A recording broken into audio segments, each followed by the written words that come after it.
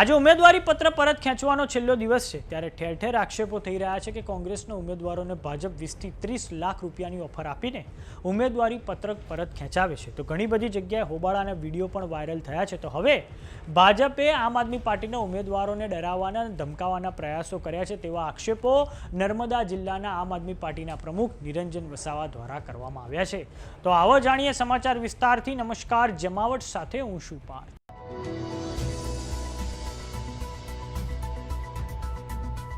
આજે 15મી તારીખે ઘણી બધી જગ્યાએ જબરજસ્ત એક હાઈ વોલ્ટેજ ડ્રામા જોવા મળ્યો છે જેમાં વડોદરાનો સમાવેશ થાય છે, વડોદરા જિલ્લાના ડભોઈનો સમાવેશ થાય છે, આ પછી પાલનપુરનો પણ તેમાં સમાવેશ થાય છે। અનેક જગ્યાએ કોંગ્રેસના જે ઉમેદવારો છે તેમણે પોતાના ફોર્મ પરત ખેંચ્યા છે અને આ પછી કોંગ્રેસના કાર્યકરો દ્વારા અને કોંગ્રેસના નેતાઓ દ્વારા આક્ષેપ કરવામાં આવ્યા છે કે ભારતીય જનતા પાર્ટીએ આ ખેલ કરવામાં જબરજસ્ત તેમણે ભૂમિકા ભજવેલી છે। તો હવે સ્થાનિક સ્વરાજ્યની ચૂંટણીઓમાં આજે ઉમેદવારી પત્રક પરત ખેંચવાનો છેલ્લો દિવસ છે ત્યારે નર્મદા જિલ્લામાં આમ આદમી પાર્ટીના પ્રમુખ નિરંજન વસાવા દ્વારા આક્ષેપો કરવામાં આવ્યા છે કે ભારતીય જનતા પાર્ટી દ્વારા નાંદોદ તાલુકાની ઉમરવા તાલુકા પંચાયત સીટના કોંગ્રેસના ઉમેદવાર નૈના વસાવા અને આમ આદમી પાર્ટીના નાંદોદ તાલુકાના ઉમેદવાર ઉમરવા સીટ, પોઈચા સીટ અને વાઘેથા સીટ તેમજ નગરપાલિકાના ઉમેદવારોને ભારતીય જનતા પાર્ટીના આગેવાનો દ્વારા ડરાવવામાં, ધમકાવવામાં આવી રહ્યા છે।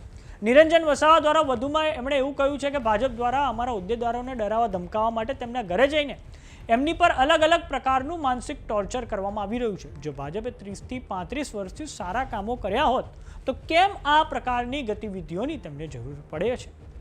તો આવો સાંભળીએ નર્મદા જિલ્લાના આમ આદમી પાર્ટીના પ્રમુખ નિરંજન વસાવાએ શું કહ્યું છે। આ 1 વાગ્યાના સમય દરમિયાન અત્યારે ભાજપના આગેવાનો અત્યારે એક ગાડી લઈ અને કોંગ્રેસના જે નૈનાબેન આશીષભાઈ વસાવા એમને ગઈકાલના એ લોકોએ હાઈજેક કર્યા હતા અને અમારા પણ 3 થી 4 ઉમેદવારોને આ લોકોએ ગઈકાલના હાઈજેક કર્યા છે। એ વાઘેથા સીટનો ઉમેદવાર હોય, આમ આદમી પાર્ટીના વાઘેથા સીટનો હોય, ઉમરવા સીટનો હોય કે પોઈચા સીટનો હોય, ભારતીય જનતા પાર્ટીએ જો ખરેખર 30 થી 35 વર્ષથી જો કામગીરી સારી કરી હોય તો પછી તમે આ ઉમેદવારોને ડરાવવા, ધમકાવવાના અને આ લોભામણી જે જાહેરાતો આપી એમને કિડનેપ કરવાનો સિલસિલો તમે ક્યારથી ચાલુ કર્યો છે?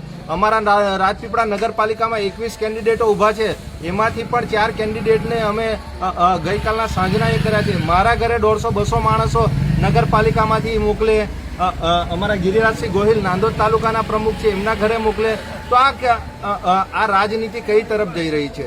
અત્યારે ઘણા બધા અમારા કેન્ડિડેટના ઘરે પોલીસ શોધખોળ કરે છે। તો નર્મદા પોલીસને પણ અમારે નમ્ર વિનંતી છે કે સંવિધાનમાં અધિકાર આપ્યા છે કે કોઈ પણ માણસ આ ભારત દેશમાં ચૂંટણી લડી શકે છે।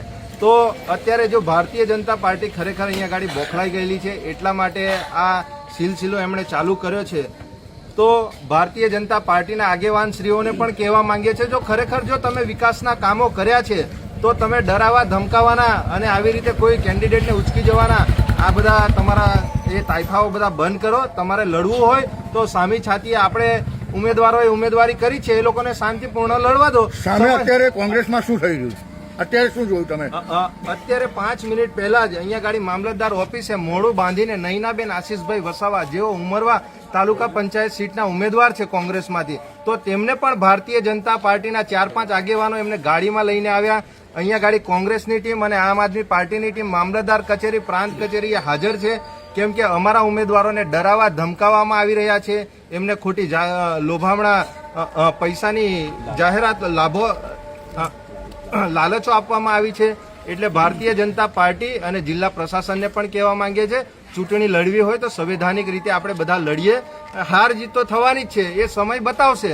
તમે ખરેખર 30-35 વર્ષમાં કામગીરી ખૂબ સારી કરી હશે તો પ્રજા તમને મત આપવાની જ છે।